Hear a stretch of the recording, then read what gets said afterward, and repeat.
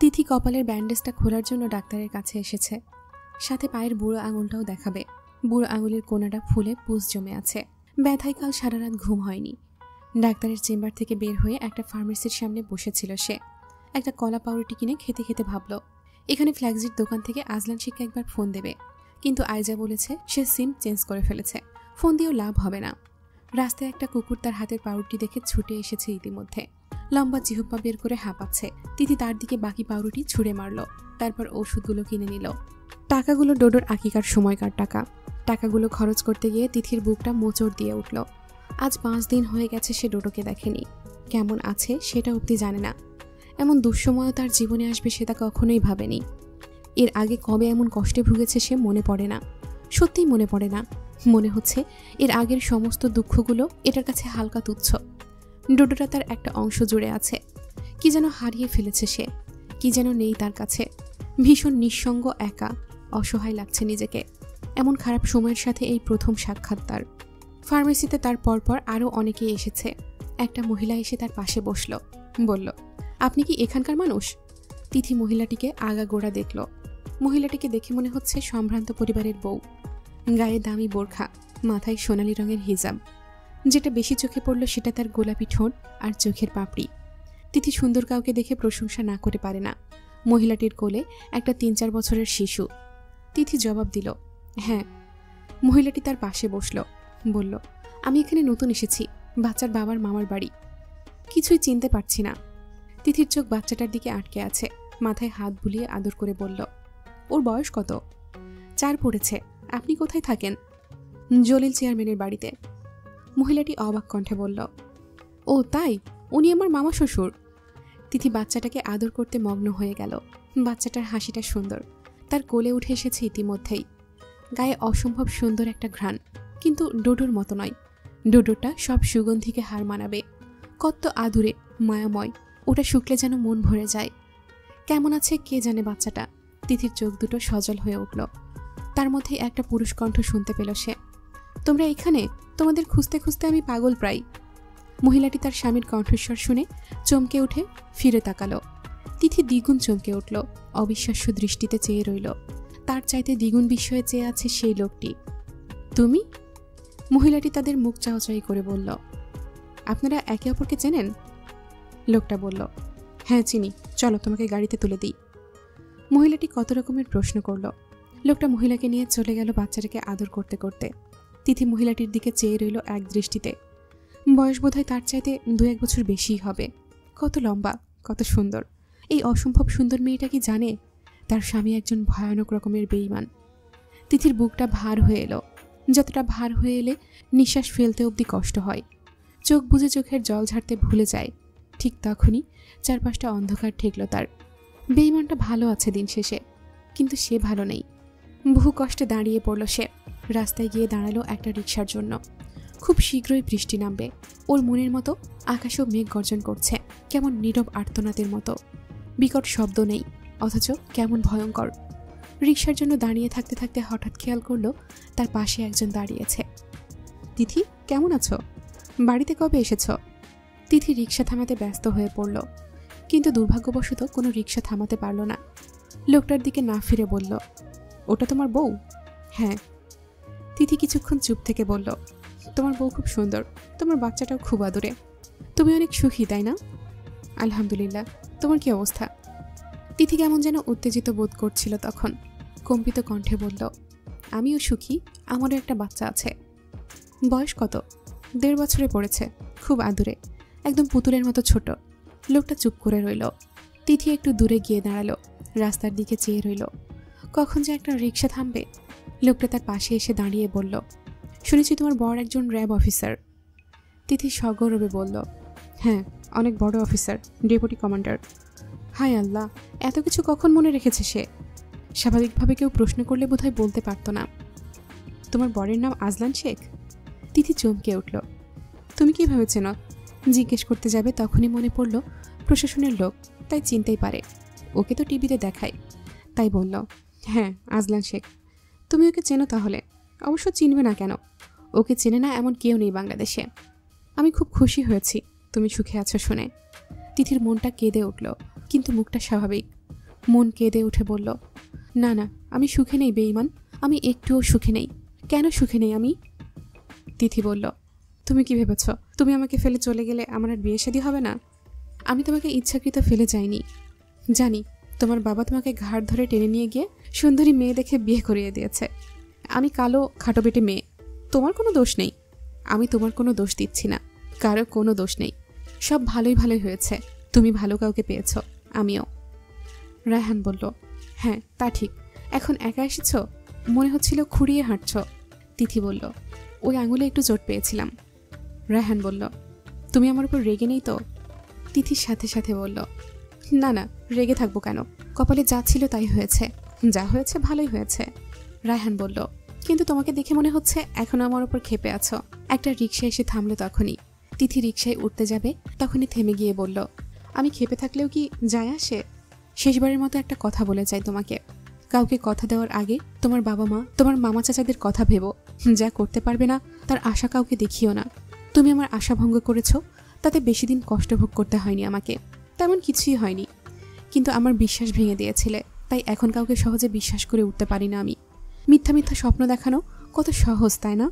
যদি হয় আমার মতো বোকা হাদা। তুমি ভালো থেকো, তোমার উপর আমার কোনো অভিযোগ নেই আর। রিকশায় উঠে পড়ল তিথি। তার কিছুক্ষণের মধ্যেই অঝোর ধারায় বৃষ্টি। সারা রাস্তাভর সে ভেবে কুল পেল না কেন সে ভালো নেই। তাকে কেউ একজন ছেড়ে গিয়েছিল। সে কালো বেটে খাটো, তাতে কি? তার তো সব আছে। ভিজে ভিজে বাড়ি ফিরতে দেখে মালিকা বেগম বকছেন তিথিকে। তিথি বোরখা খুলে ভেজা সালোয়ার কামিজ নিয়ে জানালার পাশে দাঁড়িয়ে রইল আনমনে। মালিকা বেগম বললেন, কাপড় পাল্টা বলছি তিথি, জ্বরটার হলে আমি কিচ্ছু করতে পারবো না। একটা কানাকুড়ি নেই আমার কাছে। তিথি মায়ের দিকে ফিরে চাইল। মালিকা বেগম তার হাত থেকে বোরখাটা নেওয়ার সময় তিথি ওনার হাতটা ধরল। মালিকা বেগম বললেন, পায়ের আঙুলের জন্য ডাক্তার ওষুধ দিয়েছে? তিথি মাথা দুলিয়ে আবদার করে বলল, আমাকে একটু জড়িয়ে ধরো আম্মা। মালিকা বেগম হকচকিয়ে গেলেন। মেয়েকে বুকে জড়িয়ে ধরতেই তিথি কেঁদে উঠে বলল, শুধু আমিই ভালো নেই আম্মা, সবাই ভালো আছে।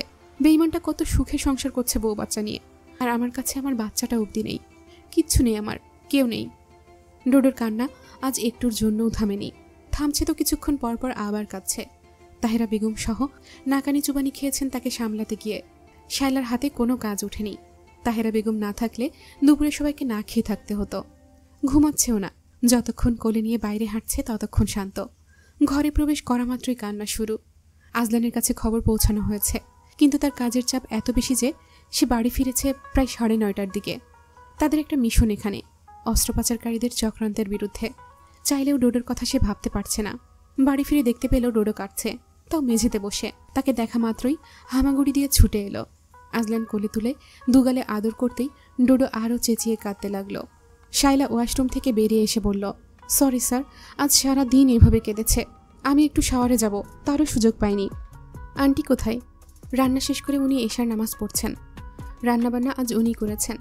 বাবু আজ এতটা জ্বালিয়েছে যে আমি রান্নার কাজে পুরোপুরি মনোযোগ দিতে পারিনি।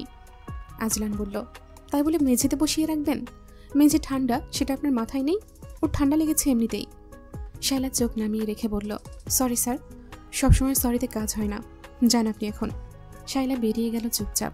আজলান ডোডোকে আদর করলো, তারপর কাপড় চোপড় পাল্টে দিয়ে নতুন কাপড় পরালো। তার ছোট্ট গাড়িটাতে বসিয়ে দিয়ে বলল, বাবা গোসল করবে, কাঁদবে না, ঠিক আছে? ডোডো ড্যাব ড্যাব করে চেয়ে রইল। আজলান ইউনিফর্ম চেঞ্জ করে ওয়াশরুমে ঢুকতেই ডোডো চেঁচিয়ে কেঁদে উঠল। আজলান দরজা খোলা রেখে বলল, বাবা আছি এখানে, কোথাও যাচ্ছি না আর। ডোডো তার দুই হাতে ছোট্ট ফিডার ধরে চুকচুক করে খেতে খেতে বলল, আম্মা। আজলান তাকে দেখিয়ে দেখিয়ে গায়ে সাবান লাগালো। কথা বলতে বলতে গোসল সেরে নিল। তারপর গোসল সেরে ছেলেকে নিয়ে নিচে এসে খেতে বসতেই তাহেরা বেগম বললেন, এখন শান্ত হয়ে আছে, সারা দিন কেঁদেছে আজ, একটুও থামেনি। এতটুকুনি বাচ্চা মাকে ছাড়া কি সহজে রাখা যায়? সারাক্ষণ ম্যামা করেই যাচ্ছে, মা চিনে ফেলেছে ও। আজলান খেতে লাগলো। ডোডোকেও একটু একটু খাওয়ালো। খেতে খেতে ভাবলো ডোডো আজ সবাইকে জ্বালিয়ে মেরেছে, তাই ওরাও নিশ্চয়ই একবার হলেও ধমক টমক দিয়েছে। শায়লা মাছের বাটি নিয়ে টেবিলের উপর রাখতেই শব্দ হলো কিঞ্চিত, যদিও বাসনকুসনের শব্দ হওয়া বারণ। সেই শব্দ শুনে ডোডো চোখ তুলতেই শায়লাকে দেখল। দেখা মাত্রই সে হাউমাউ করে কেঁদে উঠে আজলানকে জাপটে জড়িয়ে ধরে রাখল। শায়লা ভরকে গেল। আজ সকাল 10টার দিকে আম্মা আম্মা ডেকে তার বুক খামচাচ্ছিল বাচ্চাটা। ভীষণ জোরে একটা ধমক দিয়েছিল সে, সেই থেকে কান্না শুরু করেছে। আর থামেনি। ভাগ্যিস তাহেরা বেগম দেখেননি। আজলান ভ্রু কুচকে একবার শাইলাকে একবার ডুডুকে দেখে নিল। শাইলা হাত বাড়িয়ে বলল, চলো আমরা ঘুরে আসি। ডুডু হাত পা নেড়ে কাঁদতে লাগলো। আজলান কোনো মতে খেয়ে উঠে তাকে বুকে জড়িয়ে নিল। বলল, মা, মায়ের কাছে যাবে তুমি? ডোডো কান্না একটু থামিয়ে তার মুখে মা মা মা করতে লাগলো। আজলান তার ছোট্ট কপালে তার কপাল ঠেকিয়ে বলল, কি করব আমি? ডোডো হেঁচকি তুলে বলল, আম্মা। আজলান ঘরে চলে এলো। আয়েজাকে ফোন করতে গিয়েও থেমে গেল। ফোন ঘাঁটতে ঘাঁটতে একটা রেকর্ড খুঁজে পেল সে। তিথি সেদিন ফোন করে ডোডোকে তার গলা শোনাচ্ছিল। সেই রেকর্ডটা ছেড়ে দিয়ে ডোডোকে বলল, তোমার মা এখানে, কথা বলো। তিথি ওর কানের কাছে ফোন রেখে হ্যালো হ্যালো করছে। এর আগে সে তা বুঝে হাত পা লাফিয়ে উঠে জোরে সোরে ডেকে বলল, আম্মা। আজলান অবাক চোখে চেয়ে রইল। রেকর্ডটা কান খাড়া করে শুনতে লাগলো সে। রেকর্ডে তিথির স্পষ্ট কণ্ঠস্বর শোনা যাচ্ছে, ডোডো, এই ডোডো, কথা বল, তোর বাপ শুনছে, আব্বা ডাক। এই বোবা ছেলে, হা করে চাইয়া থাকোস কেন? কথা বল, কথা বলতে বলছি ডোডো। ডোডো কান খাড়া করে চুপটি করে শুনে আছে। আজলান দৃশ্যটা অবিশ্বাস্য চোখে চেয়ে রইল। ডোডো ফোনটার সাথে কান লাগিয়ে তার উপর শুয়ে থাকলো। মুখে কি যেন একটা অস্পষ্ট স্বরে বিড়বিড় করে গেল। তারপর কিছুক্ষণ পর ঘুমিয়ে পড়ল। আজলান তাকে বুকে টেনে নিল, একদম বুকের ওপর তুলে নিয়ে জড়িয়ে ধরে আম্বিয়া বেগমের ফোনে কল দিল। রিসিভ করা মাত্রই আম্বিয়া বেগম আহাজারি শুরু করে বলল, আমার ঘরদোর অন্ধকার করে তোরা কই চলে গেলি বাপ? আমি কি এমন দোষ করেছি যে এত বড় শাস্তি দিতে চাস তোরা? এত বড় শাস্তি দিস না। আমার নাতিটারে কোথায় রাখছস তুই? আজলান ক্ষীণ স্বরে বলল, ও তোমার কাছে আর ফোন দিয়েছে মা? মা ছেলের মধ্যে কথা শেষ হতেই পারেনি, তার আগেই আম্বিয়া বেগম কান্নাকাটি শুরু করে দিয়েছে। আজলান রাগত স্বরে বলল, তুমি এভাবে কাঁদলে আমি আর ফোন দেব না মা। আম্বিয়া বেগম ক্ষীণ স্বরে বললেন, আর এক মায়ের কোল থেকে বাচ্চা কেড়ে নিয়ে তুই আমাকে মা ডাকিস না। 5 দিন তোর গলা না শুনে আমি পাগল হয়ে যাচ্ছি। সেখানে ওই দুধের বাচ্চাটাকে না দেখে ওর মায়ের কেমন লাগতেছে বুঝতে পারছিস তুই? কতটা পাষাণ রে তুই। আজলান বলল, কেঁদো না, আমি দেখছি কি করা যায়। আগামী 2 সপ্তাহ কাজের মধ্যে ডুবে থাকবো, তাই সুযোগ হবে না। তারপর দেখি তোমাকে নিয়ে আসতে পারি কিনা। আম্বিয়া বেগম বললেন, ওর মা কতবার ফোন দিয়েছে ডোডোর খবর জানার জন্য। তুই ওর সাথে কথা না বল, কিন্তু বাচ্চাটার গলা তো শুনতে দিবি। এ কেমন রাগ তোর? আজলান বলল, আমার কাজ শেষ হোক, ডোডোকে এসে তুমি নিয়ে যেও। এখানে আপাতত ওর লোক রেখেছি, ওরা দেখভাল করছে ওর। আর ওর মা, ওর কাছে ওর বাচ্চাকে দিবি না? আজলান কোনো কথা বলল না তিথির ব্যাপারে, শুধু জানার ছিল ও ফোন দিয়েছে কিনা। আম্বিয়া বেগম আফতাব সাহেবের অসুস্থতার কথা চেপে গিয়েছেন। ছেলের উপর ওনার অনেক রাগ, কিন্তু তা দেখালেন না। ডোডোর কাছে পৌঁছানোর জন্য ওনাকে শান্ত হয়ে কথা বলতে হবে। আজলান ফোন রাখার সাথে সাথে আফতাব শেখ জানতে চাইলেন, আজলান শেখ কেন ফোন দিয়েছে। আম্বিয়া বেগম বললেন, নিজের ছেলেকে এভাবে সম্বোধন করছো কেন? ছেলে আমাকে কিভাবে সম্বোধন করে দেখেছ? এইসব তুমি শিখিয়েছ ওকে। তোমার ছেলে চাইটা কি বলো তো? সে কি চায়? বাচ্চা তার মায়ের কাছ থেকে দূরে থাকুক? বাচ্চাকে তার মায়ের কাছ থেকে দূরে রেখে কি প্রমাণ করতে চাইছে? আম্বিয়া বেগম রেগেমেগে বললেন, সব তোমার জন্য হয়েছে, তুমি সব নষ্টের মূল। তোমার ছেলে কেমন তুমি জানতে না? ওই রকম মেয়ে পছন্দ করে কেন এনেছ? এর চাইতে ভালো মেয়ে তো তোমার সামনেই ছিল, তোমার ছেলে তাকে পাত্তা দেয়নি, তাই সে নিজের মতো কাউকে পেয়ে ভেগেছে। ডোডোর মা এমন ভেগে গেলে ভালো হতো।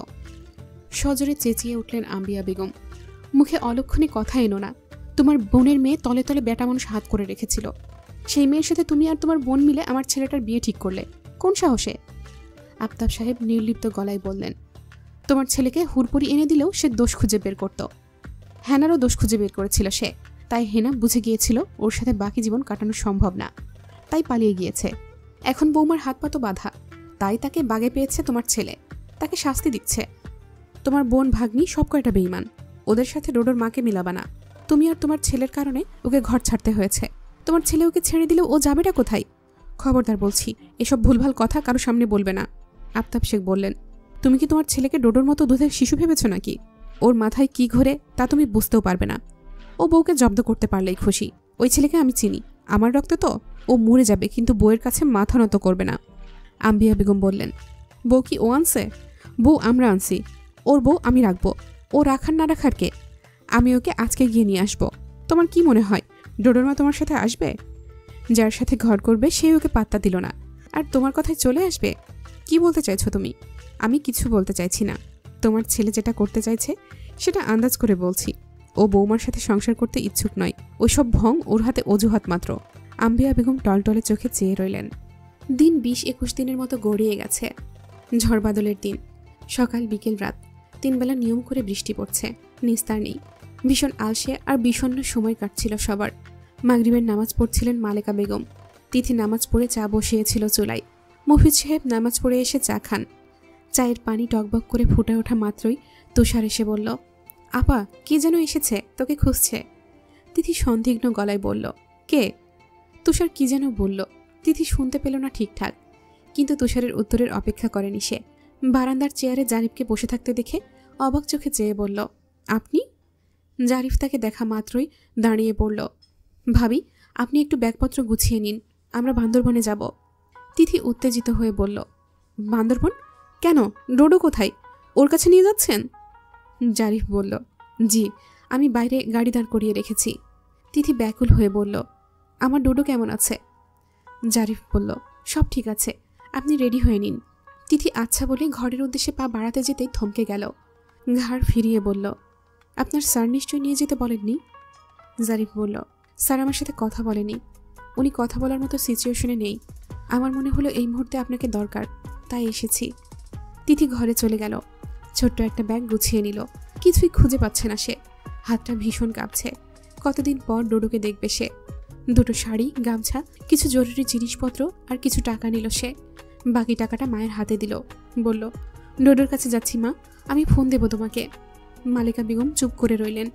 বেরোনোর সময় মফিজ সাহেব বললেন, মাথা ঠান্ডা রেখে কাজ করিস মা, তোর এখন একটা বাচ্চা আছে, এখন নিজের কথা ভাবলে চলবে না, ওর কথা ভেবে সিদ্ধান্ত নিবি। তিথি বাবাকে জড়িয়ে ধরে চুপ করে রইল। তারপর বেরিয়ে এলো জারিফের সাথে। পুরো শহরটা তখন নির্জীব। যানবাহনের চলাচল না থাকলেও আর কোনো শব্দই থাকতো না। সড়কবাতির আবছা আলোয় পিচঢালা রাস্তা চকচক করছে। কানের পাশ দিয়ে বয়ে চলে যাচ্ছে শস্য বাতাসের শব্দ। ডোডোর মুখটা কয়েকবার কল্পনা করল সে। পেটে মুখ গুজে দিলে খিলখিল করে হাসিতে ফেটে পড়ত ডোডো। হাসিটাতে কি মায়া! এত মায়া কভু দেখেনি তিথি। তার চোখে জল নামল, সাথে সাথে মুছে নিল সে। একবার ডোডোকে পেলে জাপটে জড়িয়ে বুকের মধ্যে লুকিয়ে ফেলবে সে। আর এক মুহূর্তের জন্যও ছাড়বে না। দুনিয়া উল্টে যাক, কিন্তু ডোডোকে আর সে ছাড়বে না। পথিমধ্যে কোনো একটা দোকানের দেখা পেয়ে নেমে গেল সে। ফিরে এলো কিছু চিপস, মিনি বিস্কিটের প্যাকেট নিয়ে। ডোডো এখন খেতে শিখেছে। মাকে দেখা মাত্রই যদি মুখের দিকে চেয়ে থাকে, মা খালি হাতে এসেছে, ব্যাপারটা কেমন দেখাবে? জারিফ তার উত্তেজনা বুঝতে পারল। মায়েরা এমনই হয়। ঘণ্টা দুয়েকের মধ্যে গাড়ি একটা হাসপাতালের পার্কিং প্লেসে গিয়ে থামল। তিথি অবাক কণ্ঠে বলল, হাসপাতালে কেন? আপনার স্যারের কিছু হয়েছে? জারিফ বলল, 3 তলায় যেতে হবে, চলুন। তিথি ওর পিছু পিছু কম্পিত পায়ে হেঁটে চলল। আয়জা আর আম্বিয়া বেগম হাসপাতালের লাউঞ্জে বসে আছেন। আয়জার পায়ের কাছে বড় একটা ব্যাগ, কোলে ছোট ছোট একটা কাপড়ের ব্যাগ। ব্যাগটাতে ডোডোর ছোট ছোট কাঁথা আর প্যাম্পাস রাখা। তাকে দেখে আম্বিয়া বেগম হা করে চেয়ে রইলেন। তিথি ছুটে গিয়ে বলল, কার কি হয়েছে মা? আমার ডোডো, ও কোথায়? কেউ কিছু বলল না। ভয়ের চোটে আম্বিয়া বেগমকে একটা সজোরে ঝাঁকুনি দিয়ে কেঁদে উঠল তিথি। আম্বিয়া বেগমও এতক্ষণ পর ফুপিয়ে উঠলেন। তিথি স্তব্ধ হয়ে গেল। আয়জাকে বলল, ডোডো কোথায়? আমার ডোডো? আয়জা আঙুল দিয়ে কেবিনটা দেখিয়ে দিল। তিথি দৌড়ে গিয়ে জানালার কাঁচ বরাবর দাঁড়াতেই কেবিনের মধ্যে একটা ছোট্ট বাচ্চাকে দেখতে পেল। নিজের ছেলেকে নিজেই চিনতে ভুল করল তিথি। হাতে ক্যানোলা, নাকে অক্সিজেন। শুকিয়ে এতটুকু হয়ে গেছে হৃষ্টপুষ্ট শরীরটা। গায়ের রংটা পর্যন্ত ফ্যাকাশে হয়ে গেছে। তিথি চেয়ে রইল। কাঁদতে ভুলে গেছে সে। শুধু চোখ ফেটে উত্তপ্ত জল গড়িয়ে পড়ল। শ্বাসকষ্টের জন্য কিছু খেতে পারছিল না ডোডো। হা করে নিঃশ্বাস ফেলতে ফেলতে কাঁদছিল ভীষণ। নিউমোনিয়ার লক্ষণ বুঝে 3 দিন আগে হাসপাতালে ভর্তি করিয়েছিলেন জাফর আহমেদ। রক্তে অক্সিজেনের মাত্রা 92% নেমে গিয়েছিল প্রায়। তিথি সবটা শুনে জড় পদার্থের ন্যায় বসেছিল অনেকক্ষণ। নিউমোনিয়ায় আক্রান্ত হওয়ার কারণ হিসেবে ডাক্তার জানিয়েছে বুকের ভেতর শুকনো কফ জমে গিয়েছিল। তিথি করিডোরের মেটাল ফ্রেমের সোফায় বসে ডোডোর কাছে যাওয়ার অপেক্ষায় ছিল। কেবিনে সিস্টার আর ডাক্তারদের আনাগোনা আছেই। কেবিনে যাওয়ার অনুমতি পেলেই আর দেরি করেনি। মা এসেছে শুনে ডাক্তার এক নজর তাকে দেখে নিল। তখন অক্সিজেন মাস্কটা খুলে ফেলা হয়েছে। ডোডো নড়ে চেড়ে উঠে আবার ঘুমিয়ে তলিয়ে গেল। ডাক্তার তাকে ক্যানোলা দিয়ে ইঞ্জেকশন পুশ করে তিথির কোলে তুলে দিল। তিথি দেখল 15 মাসের বাচ্চাটা কেমন 6 মাসের বাচ্চার মতো হয়ে গেছে। এতক্ষণে চেপে রাখা কান্নাটা এবার আর কোনো বাদ মানল না। ছেলের গালে আদর করতে গিয়ে হাউমাউ করে কেঁদে বলে ফেলল, আমাকে এত বড় শাস্তি দিস না ডোডো। তার কান্নার ফাঁকে ডোডো চোখ মেলে তাকিয়েছে। তিথি বড় বড় চোখ করে বলল, আব্বা চোখ খুলেছে, মা দেখো, ডোডো চোখ খুলেছে। আম্বিয়া বেগম এসে বসলেন তার সামনে। ডোডো মায়ের মুখের দিকে এক দৃষ্টিতে চেয়ে রইল। তিথি সশব্দে কেঁদে বলল, মাকে শাস্তি দিচ্ছিস ডোডো? ডোডোর ঠোঁট দুটো নড়ে উঠল। তিথি বুঝল সে আম্মা ডাকতে চাইছে। সে মুখে অজস্র আদর দিয়ে নিজের গালের সাথে ছোট্ট গালটা লাগিয়ে রেখে বলল, তোকে ছেড়ে আর কোথাও যাব না ডোডো, একবার আম্মা ডাক। কাঁদতে গিয়ে গলাও ভেঙে গেছে ছেলেটার। অনেকক্ষণ পর সুচিক্কণ ভাঙা স্বরটা কানে এলো তিথির। মা ডাক শুনে তিথি পাগলের মতো কাঁদল। আম্বিয়া বেগম সান্ত্বনা দিয়ে বলল, আর কাঁদিস না, একটা কথা সারা জীবন মনে রাখবি, মায়ের মতো করে কেউ ভালো রাখতে পারে না বাচ্চাকে।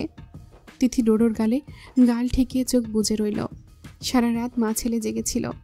ডোডোর এক দৃষ্টে চেয়ে থাকা দেখে তিথি মনে মনে ভাবছিল, হয়তো সে ভাবছিল এই মা এতদিন কোথায় ছিল। ভোরবেলা মা ছেলে দুজনে ঘুমিয়ে পড়ে। প্রায় সকাল 10টার দিকে তিথির ঘুম ভেঙেছে। ডোডো তখন তার বুকের ওপর নির্বিঘ্নে ঘুমাচ্ছে, যেন কত রাত সে এভাবে ঘুমাতে পারেনি। আফতাব শেখ এসেছেন তখন, খাবার দাবার এনেছেন। ডাক্তারদের সাথে পরামর্শ করার পর ডাক্তার জানিয়েছে আজ রাতেই ডোডোকে রিলিজ দেওয়া হবে। তিথি কেবিন থেকে বের হয়নি, 2 পিস পাউরুটি খেয়েছে জেলি দিয়ে। ডাক্তার এসে শেষ ইঞ্জেকশনটা পুশ করলো। ওষুধ খাওয়ানোর সময় আর ইঞ্জেকশন পুশ করার সময় কেবিন ফাটিয়ে কেঁদেছে ডোডো। আম্বিয়া বেগম বললেন, ডাক্তার দেখা মাত্রই কান্না শুরু করে। কান্নার এক পর্যায়ে তিথিকে জড়িয়ে ধরে আম্মা বলে ডেকে চুপ হয়ে যায়। তিথি তার গালে আদর করতে করতে বলল, আমার আব্বা সুস্থ হয়ে গেছে, আর মারবে না ওরা, এবার আমরা বাড়ি যাব। ডোডো তার শাড়িটা ধরে রাখলো শক্ত করে, কাঁধে মাথা ফেলে রাখলো। তিথি তাকে কোলে নিয়ে হাঁটার সময় খেয়াল করলো সে একদম হালকা হয়ে গিয়েছে, অথচ আগে বেশিক্ষণ কোলে রাখলে কোমর ব্যথা করত। আজলান শেখের কথা তিথি জিজ্ঞেস করবে ভেবেছিল, কিন্তু করেনি, কারণ সে নিজেই অপেক্ষায় ছিল কবে আজলান শেখ আসবে। কিন্তু এলো না। হয়তো নিজের পরাজিত মুখখানা তিথিকে দেখাতে চায়নি, কিংবা নিজের ছেলের অসুস্থতার দায়ে তিথিকে দায়ী করতে গিয়ে নিজেই ফেসে যাবে, তাই সামনে আসেনি। তিথির এতটুকু ভাবতে ইচ্ছে করল না, তার ছেলে তার বুকে আছে, এটাই এখন তার সবচেয়ে বড় পাওয়া। আইজা, আম্বিয়া বেগম, এমনকি আফতাব শেখও কিছু বলেনি এই ব্যাপারে। তিথি খেয়াল করছে ওষুধ আনা, খাবার দাবার আনা নেওয়া সবকিছুর ছোটাছুটি জারিফি করছে। তার কাছে নিশ্চয়ই তার স্যারের খোঁজ থাকতে পারে, কিন্তু সে জিজ্ঞেস করতে গিয়েও করল না।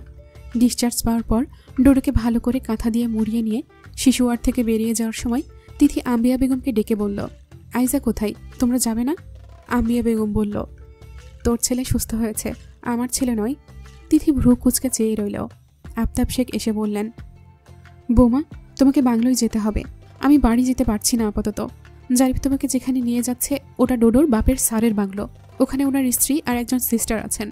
রান্নাবান্না তোমাকে করতে হবে না, তুমি চলে যাও। তিথি মাথা নাড়ালো। জারিফ ব্যাগপত্র নিয়ে এসে বলল, ভাবি চলুন। তিথি যেতে যেতে আরও একবার ফিরে তাকালো। আম্বিয়া বেগমের চোখে জল থই থই করছে। তিথি যেতে যেতে জারিফকে জিজ্ঞেস করলো, কি হয়েছে আপনার স্যারের? জারিফ একটু চমকে যেতেই তিথি বলল, আমি বুঝতে পেরেছি কিছু একটা হয়েছে। জারিফ সংকোচ ছেড়ে জানালো, 15 দিন আগে হাসানুজ্জামান নামের এক অবৈধ অস্ত্রোপচারকারী বিদেশি পিস্তল নিয়ে নাশকতার উদ্দেশ্যে টোলপাড়া এলাকায় অবস্থান নিয়েছিল, এমন খবর এসেছিল র্যাবের কাছে। ওই সংবাদের ভিত্তিতে তারা একটি অভিযান চালিয়েছিল। সেখানে পিস্তল সহ হাসানুজ্জামানকে আটক করা হয়। আটকের খবর এলাকায় ছড়িয়ে পড়লে সেই দলের এক সদস্য আড়াল থেকে গুলি ছোড়ে, আর সেখানেই। তিথির কণ্ঠস্বরে কাঁপুনি। সেখানেই স্যারের ফুসফুসে বুলেট আঘাত করেছে। তিথি আটকে রাখা দমটা সবেগে ঝেড়ে বলল, ও। ডোডোকে জারিফের কোলে দিয়ে দ্বিতীয় তলার একটা সাদা কাঁচের কেবিনের ভেতর সিডেটিভে আচ্ছন্ন হয়ে থাকা আজলান শেখকে দেখে তিথির অন্তরাত্মা কেঁপে উঠেছিল। দাপুটে যার চলন বলন আর ধারালো যার কথা, তাকে এমন পরাজিত সৈনিকের মতো পড়ে থাকতে দেখে তিথি আপন মনেই বলল, তুমি আমাকে তোমার বিরোধী দল ভাবলেও আমি তোমাকে সবসময় বিজয়ী বেশে দেখতে চেয়েছি, এইভাবে নয়। তার ঠিক 13 কি 14 দিনের মাথায় আজলান শেখের গাড়ি এসে থামলো বাংলোর সামনে। ডোডো তখনও দোলনায় চড়ে হাসছে। গাড়িতে বসে এক দৃষ্টে তার বাবা তার দিকে চেয়ে রইল। বাবা এখনো জানতে পারেনি তার অনুপস্থিতিতে তার ছেলেকেও হাসপাতালে ঘুরে আসতে হয়েছে। তবে ছেলের সবল দেহ, মুখের ঝলমলে হাসি বলে দিচ্ছে এই বাংলোয় তার মায়ের উপস্থিতি। আফতাব শেখ গাড়ির দরজা খুলে দিয়ে বললেন, এসো এসো, বেলা শেষে পাখি নিড়েই ফেরে। আজলান গাড়ি থেকে নেমে আসতেই আইজার কোল থেকে ডোডো নেমে এলো হামাগুড়ি দিয়ে। এসে তার পায়ের কাছে বসে মুখ তুলে চেয়ে রইল কিছুক্ষণ। তারপর ধীরে ধীরে পা ধরে দাঁড়িয়ে পড়ল। পায়ের পাতায় ভর দিয়ে হাত দুটো বাড়িয়ে দিয়ে ডাকলো, পাপা। ডোডো একটু একটু করে হাঁটতে শিখেছে। দাঁড়াতে গিয়ে আবার পড়ে গেলে কিছুক্ষণ গম্ভীর হয়ে বসে থাকে, আবার নিজে নিজে দাঁড়িয়ে পড়ে। তাহেরা বেগম এই কয়েকদিনে খেয়াল করলো মাকে পেয়ে সে পুরো দস্তুর ভালো ছেলেতে রূপান্তরিত হয়েছে। সারাক্ষণ আম্মা আম্মা বলে চেঁচাবে, তার মাকে উত্তরে জি জি বলতে হবে। ব্যাস, সে খেলতে থাকবে। এইটুকুনি বাচ্চা, অথচ সে মাকে আপাত মস্তক চিনে ফেলেছে। তার সাথে সাথে মাকেও কথা বলতে হয় এখন, নইলে চেঁচিয়ে কেঁদে উঠবে। মা ছেলে এখন পুরো বাংলোটা মাতিয়ে রাখে। ওনার বেশ ভালো লাগে, চলে যাবে ভাবলেই মন খারাপ হয়ে যায়। ডোডো এখন বাবার কোলে উঠে বসে আছে, বাবার মুখের দিকে এক দৃষ্টে চেয়ে আছে। বাবাকে সে অনেকগুলো দিন পর দেখল। আইজা আম্বিয়া বেগম বলল, আম্মা দেখো ভাইয়াকে কিভাবে দেখছে। আম্বিয়া বেগম হাসলেন। আজলান ফোনে কথা বলছে, ডোডো ফোনটা কেড়ে নেওয়ার পায়তারা করছে। বাবা তার সাথে কথা না বলে কেন ফোনে কথা বলবে? রাতের খাবারের বন্দোবস্ত চলছে রান্নাঘরে। শায়লা এক হাতে রান্নাঘর সামলাতে পারলেও তিথি আসার পর থেকে তার কাঁধে কাজের ভার হালকা হয়ে গেছে। বরং সে এই কয়েকটা দিন ভীষণ আনন্দে কাটিয়েছে বাংলোয়। 1 মাসের বেতন নিয়ে সে চলে যাবে মাস শেষে। স্যারেরাও মনে হয় তাদের বাড়িতে ফিরে যাবে। জারিফ হাসপাতাল থেকে আনা যাবতীয় জিনিসপত্রগুলো গাড়ি থেকে নামিয়ে বাংলোয় নিয়ে এলো। আজলান ফোন রেখে বলল, হয়েছে, ওখানে রাখো, বাকিটা আইজা সামলে নেবে। জারিফ বলল, আরেকটা ব্যাগ আছে, ওইটা নিয়ে আসি। জারিফ বেরিয়ে গেল। তাকে ইস্যু করে এত কাহিনী ঘটে গেছে সে ব্যাপারে কিছুই জানে না। আইজা তাকে কিছু বলেনি। সেই দিন ঘটনাস্থল হতে স্যারের এক সহকর্মী ফোন দিয়েছিল তাকে। হয়তো নাম্বারটা স্যারের কল লিস্টের শুরুতে ছিল, নয়তো স্যার বলেছে। আর তারপর জারিফ এক মুহূর্তও অপেক্ষা করেনি। চট্টগ্রাম মেডিকেল হাসপাতালে ভর্তি করানোর 8 দিনের মধ্যেই আজলানের শারীরিক অবস্থার একটু উন্নতি ঘটলে জারিফ তাকে সেন্ট্রাল হাসপাতালের প্রাইভেট ক্লিনিকে ভর্তি করায় এক্সট্রা কেয়ারের জন্য। এই যাত্রায় স্যার বেঁচে গেছে, তবে লাঞ্চ এখনও দুর্বল। প্রপার ট্রিটমেন্ট নিতে হবে আর রেস্টে থাকতে হবে আরও 1.5-2 মাস। কিন্তু সেটা আপাতত হয়ে উঠবে কিনা স্যারই ভালো জানে। আজ রাতটা বাংলোয় কাটিয়ে সকাল সকাল বাড়ি ফিরে যাবে সে। তার দায়িত্ব শেষ। বাবা ছেলের মান অভিমান ভেঙেছে অনেক আগে। একমাত্র ছেলেকে জানপ্রাণ দিয়ে হলেও সুস্থ করার লড়াইয়ে নেমেছিলেন আফতাব শেখ। ছেলের এমন দুর্দশার কথা শুনে সকল দ্বন্দ্ব ভুলে উদ্ভ্রান্তের মতো তিনি ছুটে গিয়েছিলেন হাসপাতালে। বেডে শায়িত মরণাপন্ন ছেলের মুখ দেখে দ্বিতীয়বার ভাবার ফুরসত পাননি যে এই ছেলের সাথে বহুদিন ধরে ওনার দ্বন্দ্ব চলছিল। মৃত্যু ভয় কত সহজ করে দেয় সবকিছু। সবাইকে চা খেতে দেখে ডোডো কাড়াকাড়ি করছে। আজলানের চা, সিগারেট এসব খাওয়া বারণ। যদিও সে জীবনেও সিগারেট নামক জিনিসটা ছুঁয়েও দেখেনি, কিন্তু আফতাব শেখকে সিগারেট খোর বলা যায়। আম্বিয়া বেগম পই পই করে বারণ করে দিয়েছেন। সিগারেটের ধোয়া, গন্ধ কোনোটাই যেন ওনার ছেলের নাকের কাছে না যায়। আইজা ডোডোকে চা খাওয়ানোর জন্য কোলে নিয়ে নিল। কি তৃপ্তি নিয়ে চা খাচ্ছে সে। আজলানের মনেই ছিল না সে এভাবে চা খেতে পছন্দ করে। আইজা চামচে ফু দিচ্ছে, খাওয়ার আগে সেও চামচে ওইভাবেই ফু দিচ্ছে। আইজা হেসে খুন, পুরো বাদর একটা। খোশ গল্পের মধ্যে ডোডোর অসুস্থতার কথা উঠল। তাকে হাসপাতালে ভর্তি করানো হয়েছিল শুনে আজলান খানিকটা খ্যাপাটে স্বরে বলল, এত ঠান্ডা লেগে গেল কি করে? তাহেরা বেগম বললেন, বাচ্চাদের ঠান্ডা লাগা স্বাভাবিক, মায়েদের ভীষণ সতর্ক থাকতে হয়। সেখানে ওর মা ছিল না, ঠান্ডা লেগে যাওয়া অসম্ভব কিছু না। আফতাব শেখ কথা বলে উঠলেন এবার। বললেন, জন্মের পর থেকে ওর শরীর শুকায়নি তেমন, এখানে এসে শুকিয়েছে, তুমি অস্বীকার করতে পারবে না। আম্বিয়া বেগম বলল, যা হয়েছে তা নিয়ে কথা বলে আর লাভ আছে? তুই একটু ঘুমাবি আব্বা? আজলান বসা থেকে দাঁড়িয়ে পড়তে পড়তে বলল, না, তবে কাজ আছে। আম্বিয়া বেগম তীব্র প্রতিবাদ করে বলল, বউ ঘরদোর সব সাফ করেছে আজকে, খবরদার কোনো কিছুতে হাত দিবি না আজলান, সবসময় অবাধ্য হোস না। আজলান হা করে চেয়ে রইল। মা বুঝে গেল কি করে? আইজা বলল, হ্যাঁ ভাইয়া, আমি আর ভাবি মিলে সব ঝেড়ে মুছে ধুয়ে পরিষ্কার করে ফেলেছি। আফতাব শেখ বললেন, তোমার শরীরের ওপর যাতে প্রেশার না পড়ে, সবসময় নিজের মর্জি মাফিক চলা যায় না। আজলান ঘরে চলে যাওয়ার উদ্দেশ্যে পা বাড়াতে গিয়ে আবার থেমে গিয়ে জারিফকে বলল, আমি না বলা অবধি কোথাও যাবে না। জারিফ মাথা নাড়ল। আইজা তার কোলে ডোডোকে দিয়ে বলল, ফুপ্পি কাজে যাই কেমন? ডোডো আঙুল তুলে বলল, আম্মা। আইজা তার নাক টিপিয়ে দিয়ে বলল, আপনার আম্মা কাজ করছে, যাই দেখে আসি। জারিফ বলল, আমাকে কাল চলে যেতে হবে, স্যারকে একটু বুঝিয়ে বলবে? আইজা মাথা নেড়ে বলল, আম্মাকে বলবো। আজলান ঘরে গিয়ে বিছানায় বসল। ঘরটা পরিপাটি করে রাখা হয়েছে। ডোডোর দোলনা, খেলনা, বেবি ওয়াকার, কাপড় চোপড়, ওষুধের বক্স ছাড়া আর কিছুই দেখা যাচ্ছে না ঘরে। এই বাংলোর পেছনটা জঙ্গলের মতো। ঝিঝি পোকার ভারী ডাক কান ঝালাপলা করে দেওয়ার মতো। এখন কোনো ব্যাংকগুলোও যোগ দিয়েছে। জানালাটা বন্ধ, মশার কারণে বোধহয় বন্ধ করে দেওয়া হয়েছে। সে উঠে জানালাটা খুলে দিল। দমকা হাওয়া ঢুকে পড়ল ঘরে। আজলান ফোঁস করে একটা ভারী নিঃশ্বাস ফেলে অনেকক্ষণ চুপচাপ দাঁড়িয়ে রইল। তার মধ্যেই ঘরে কেউ একজন এমনভাবে এলো যেন মেঝেতে পায়ের ধুলা না পড়ে, এমনভাবে গেল যেন পায়ের শব্দ না হয়। ঠিক এইভাবে হাসপাতালের কেবিনেও এমন একজোড়া পা যাওয়া আসা করত, যা আজলান শেখের জানার কথা নয়। রাতে খাবারের বেশিরভাগ ঝাল কম দিয়ে রান্না হয়েছে। গত 14 দিন বাংলোতে যেভাবে রান্না করেছে ঠিক সেই নিয়মে। চিংড়ি মাছটা বেশ ঝাল করে রেঁধেছে তিথি, কারণ আজলান চিংড়ি মাছ খায় না। তার মতে চিংড়ি মাছ নয়, পোকা, জলজ অমেরুদণ্ডী প্রাণী। তাছাড়া চিংড়িতে হাজার রকমের এলার্জি। সে ঘৃণা করে চিংড়িকে। তাই তিথির মনে হলো চিংড়িটা সে নিজের মতো করে রাঁধতে পারবে।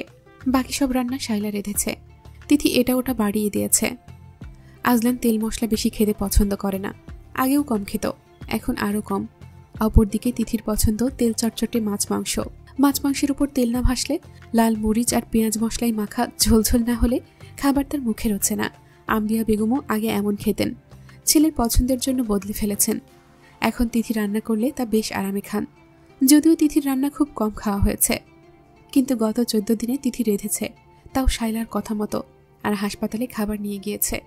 বেশ ঘন করে ডাল, পেঁপে ভাজি অথবা মসুর ডাল, লাউ তরকারি, পটল কিংবা বরবটি ভাজা, ডিম, এইসব।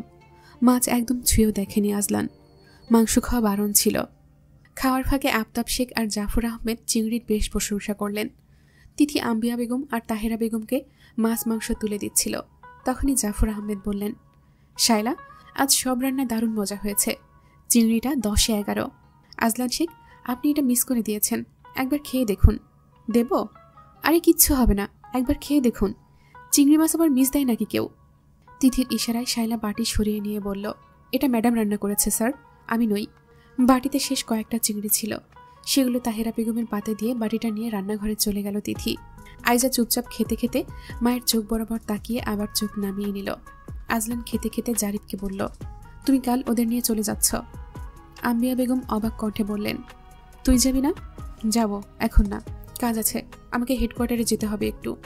জাফর আহমেদ বললেন, আমি সামলে নেব, তুমি আগে বাড়ি যাও। যদি না যাও তাহলে সবাই এখানেই থাকুক। আজলান আর কিছু বলল না। তিথি ডোডোকে নিয়ে ফিরে এলো। বাসনের এক কোনায় 1 চামচ ভাত নিয়ে চিংড়ির ঝোল নিয়ে মেখে ডোডোকে হাঁটতে হাঁটতে খাইয়ে দিতে লাগলো। ডোডো ঝাল খেতেই ঠোঁট দুটো লম্বা করে উ উ বলল। তিথি গালে চেপে চুমু দিয়ে বলল, মজা? ডোডো মাথা ঝাঁকালো। জাফর আহমেদ বলল, ছেলেও মাথা ঝাঁকিয়ে মায়ের প্রশংসা করছে। আম্বিয়া বেগম বললেন, বেশি ঝাল দিস না বউ, ওর পেট খারাপ করবে। আয়জা বলল, পাতলা খাবার খেলে ওর পেট খারাপ হয় আম্মা, ঝাল খেলে ঠিকই থাকে। ডোডো তিথির কোল থেকে খানিকটা নিচে ঝুঁকে গলা কাত করে চুপচাপ খেতে থাকা আজলানকে ডেকে বলল, এ পাপা। আজলান সবেমাত্র পানির গ্লাস ধরেছিল মুখের কাছে। ডোডোর এমন ডাক শুনে তার কাশি উঠে গেল তক্ষুনি। আম্বিয়া বেগম চেয়ার ছেড়ে ছেলের কাছে এসে বুকে পিঠে মাথায় মালিশ করে দিতে দিতে আয়জাকে বলল, পানি দে, এখন কি হবে রে? আজলান কাশতে কাশতে দাঁড়িয়ে পড়ল। তার খাওয়া এমনিতেই শেষ হয়ে এসেছিল। দুর্দান্ত একটা কাশির ধমক ফুসফুস বেয়ে উপরে উঠে আসছে ধীরে ধীরে। সে দ্রুত বেগে ঘরে হেঁটে চলে গেল। ঘরে এসে নিজের ওষুধপত্র খুঁজতে গিয়ে একটার পর একটা সব ড্রয়ার ধূপধাপ টেনে খুলল। বিছানার বালিশ চাদর টেনে তুলে ফেলল। টেবিলের ড্রয়ার চেক করল। ওষুধের বক্স কোথায় রেখেছে মাথায় আসছে না। কোথায়? কাশির দমকটা বুকে এসে আটকে গেছে। উতলে উতলে উঠছে কাশির বেগ। শ্বাস ছাড়তে কষ্ট হলো। কাশির চোটে চোখে পানি চলে এলো। গলার 2 পাশের শিরা ক্রমাগত ওঠানামা করতে লাগলো। লান্সে বুলেটের আঘাত লাগাই তা এখনও অনেকটা দুর্বল। ডাক্তার নিয়মিত নেবুলাইজার বা ইনহেলার ব্যবহারের পরামর্শ দিয়েছে। কিছুতেই বুকে চাপ সৃষ্টি করা যাবে না। ইনহেলার কোথাও খুঁজে পাচ্ছে না সে। কাউকে ডাকার মতো অবস্থাও নেই। টেবিলের ওপরে হাত ঝপাত করে একগাদা ওষুধ পড়ে গেল। হাঁটু ভেঙে বসে ওষুধগুলোতে হাত দিয়ে নাড়তে নাড়তে গলা চেপে ধরল সে। 2 চোখ প্রায় ঝাপসা হয়ে আসছে। ডোডোকে খাইয়ে দিয়ে ঘুম পাড়িয়ে দিচ্ছিল তিথি, কিন্তু সে এখন ঘুমাবে না। তিথি তার মাথা বুকে রেখে ঘুম পাড়িয়ে দিচ্ছে, আর সে মুখ তুলে মায়ের দিকে তাকিয়ে আছে। তিথি বলল, ঘুম কবে আসবে? আমার অনেক কাজ ডোডো। ডোডো হা করে চেয়ে রইল। তিথি তাকে বুকে জড়িয়ে ধরে 2 গালে আদর করতে করতে ঘরের সামনে দিয়ে যাচ্ছিল। ঘরের সমস্ত জিনিস এলোমেলো হয়ে পড়ে থাকতে দেখে কৌতূহলবশত ঘরে পা রাখল। তখনই আজলানকে পাগলের মতো ওষুধ হাতড়াতে দেখে ডোডোকে মেঝেতে নামিয়ে দিয়ে ছুটে গিয়ে ইনহেলারটা খুঁজে আজলানের ঠোঁটের ফাঁকে গুজে দিল। 2 ঠোঁটে ইনহেলার চেপে ধরে শ্বাসকষ্টকে দমিয়ে রাখার চেষ্টায় রত হলো আজলান। ডোডো হামাগুড়ি দিয়ে আজলানের সামনে এসে বসে বাবার মুখের দিকে চেয়ে রইল। তিথি তাকে বুকে টেনে নিয়ে আজলানের দিকে চেয়ে রইল। আজলান একটু স্বাভাবিক হয়ে আসতেই তিথি ডোডোকে নিয়ে চলে যাওয়ার সময় আজলান বলল, ডোডো সামনে বসো। তিথি ডোডোকে তার সামনে বসিয়ে দিয়ে বেরিয়ে গেল। পায়ে জোর দিয়ে দাঁড়িয়ে বিছানায় শুয়ে পড়ল আজলান। পাশে ডোডোকেও শুইয়ে দিল। ধীরে ধীরে শ্বাস প্রক্রিয়া চলছে তার। ডোডো তার হাতে থাকা ইনহেলার কেড়ে নেওয়ার জন্য ধস্তাধস্তি শুরু করলো তার গায়ের উপর উঠে। আজলান বলল, মহা মুশকিল তো। তিথি এসে এক টানে কোলে নিয়ে নিল ডোডোকে। হাত দুটো চেপে ধরে গালে আলতো করে চড় বসিয়ে বলল, ঘুমা, খুব মারবো ডোডো। ডোডো ঠোঁট টানল। তিথি ওকে বুকে চেপে ধরে বিছানার এক কোণায় গুটিসুটি মেরে শুয়ে পড়ল। ওষুধ খেয়ে কড়া আলো নিভিয়ে ড্রিম লাইট জ্বালিয়ে দিয়ে আজলানও ধীরে সুস্থে শুয়ে পড়ল। বিছানার মধ্যে 2 হাত জায়গায় এমনি এমনি খালি পড়ে রইল। জারিফ চলে যেতে চাইছিল। আজলান তাই আম্বিয়া বেগমকে বলল, তোমরা ওর সাথে চলে যাও, আমি কাল পরশু যাব। আম্বিয়া বেগম বললেন, তোর শরীর সুস্থ না, আমরা এভাবে যাব না, কখন কি ঘটে যায়। আজলান বলল, কিচ্ছু হবে না, চিন্তা করার দরকার নেই। তাহলে বউ থাকুক? কাউকে দরকার নেই। আফতাব শেখ বললেন, ডোডোর মা কি শেখ বাড়িতে যাবে? আজলান ভ্রুকুটি করে ওনার দিকে চাইলেন। আফতাব শেখ গলা ছেড়ে কেসে বললেন, যেহেতু আমার পর তুমি ওই বাড়ির উত্তরসূরি, মনে হলো তোমার পারমিশন দরকার। আম্বিয়া বেগম বললেন, ওকে না খোঁচলে তোমার ভালো লাগে না না? আফতাব শেখ হাসলেন, বললেন, খোঁচাখুচির মধ্যেও ভালো কিছু বয়ে আনে। কি বলো আজলান শেখ? আজলান বলল, যার ইচ্ছা সে থাকবে, ইচ্ছে না হলে বেরিয়ে যাবে। আফতাব শেখ হেসে বললেন, তো তার ইচ্ছা হয়েছে সে ছেলেকে নিয়ে বাপের বাড়িতে উঠবে, তাহলে উঠুক। আজলান গলায় জোর দিয়ে বলে উঠল, না, কারো কোথাও যাওয়ার দরকার নেই, এই বাংলোতেই থাকবে। জারিফ, তুমি সাবধানে যেও, গিয়ে আমাকে ফোন করবে। Thank you sir. সে চলে যেতে উদ্যত হতেই আফতাব শেখ বললেন, আইজার বিয়ের সময় সময় মতো চলে এসো। তোমার স্যার ভালো পাত্র দেখে বোনকে বিয়ে দেবে। এবার আমি শুধু চুপচাপ দেখব, নো ইন্টারফিয়ারেন্স। আম্বিয়া বেগম দাঁতে দাঁত পিষলেন। আজলান বলল, মাঝে মধ্যে অবাক লাগে, আপনার সন্তান হয়ে আমি এত ভালো হলাম কি করে। আফতাব শেখ হো হো করে হেসে উঠলেন। জারিফও হাসল। আরও কয়েকটা দিন কেটে গেছে বাংলোয়। পুরো বাংলো আর বাংলো ভর্তি মানুষ একদিকে, তিথি আর তার বাচ্চা অন্যদিকে।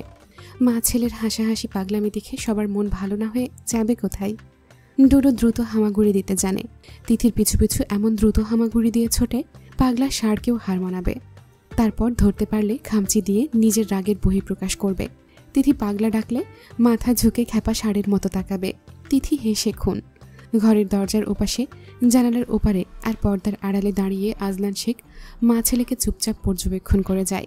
তাকে দেখা মাত্রই মা ছেলে এমন সাধু সন্ন্যাসী হয়ে যায় যা পৃথিবীর অষ্টম আশ্চর্যকেও হার মানাবে।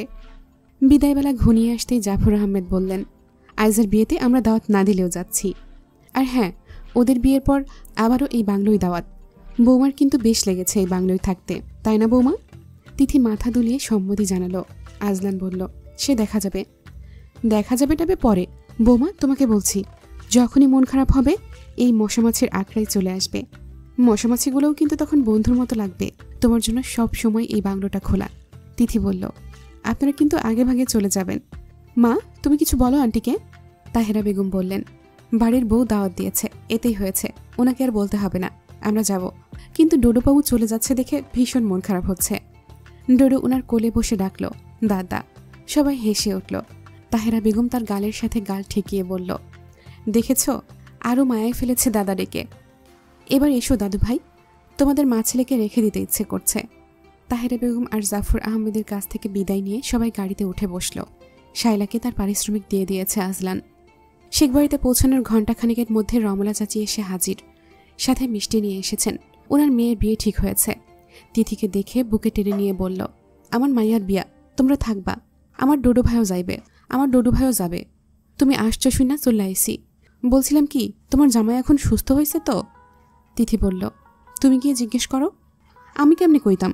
তুমি যাওয়ার পর আমি তারে কত কথা শোনাইছি জানো। জীবনেও তার সামনে আমি দাঁড়াই কথা বলি নাই। সেদিন আমার গায়ে মনে হয় ভূত ভর করছিল। কথা শুনাইয়া মুখ ঝামটা দিয়া চইলা গেছি। বলছি আর জীবনেও আসুম না এই বাড়িতে। তুমি কি তার লগে কথা কও না? কথা থাকলে তো বলবো। রমলা চাচি ভ্রু কুচকে চেয়ে রইল, বলল, আচ্ছা পরে কথা বলবো নে, যাও বাচ্চা নিয়ে ঘরে যাও। তিথি সোফায় বসে থেকে জবাব দিল, এখন ঘরে যাওয়া মানা, পরিষ্কার করছে, অনেক ধুলা জমে আছে। রমলা চাচি মুখ বেঁকিয়ে বললেন, তোমার জামাইটা একটা বদ্ধ পাগল, বুঝলা? মাথা খারাপ ছেলে। মানুষ এত জার্নি করে বাড়িতে আসা একটু আরাম করে, আর তোমার জামাই করতেছে ঘর পরিষ্কার। তিথি বোরখাটা খুলে কোলের ওপর নিয়ে চুপ করে বসে রইল। আজলান কাশতে কাশতে এলো। ডোডোকে উদ্দেশ্য করে বলল, ডোডো ঘরে আসতে পারো এবার। ডোডো মিষ্টি খাচ্ছে বসে বসে। বাবার কথা শুনে চোখ তুলে চাইল, হাতের মিষ্টি বাড়িয়ে দিল বাবার দিকে। তিথি তাকে কোলে নিয়ে ঘরে যেতে যেতে বলল, মানুষ কি পাগল হয়েছে যে তোর লালা খাবে? পাগল তো আমি। ডোডো হা করে চেয়ে রইল মায়ের মুখের দিকে। তিথি অবাক, আজকাল হা করে মুখের দিকে তাকিয়ে থেকে কথা শুনে সে। কি বলছে আল্লাহ জানে।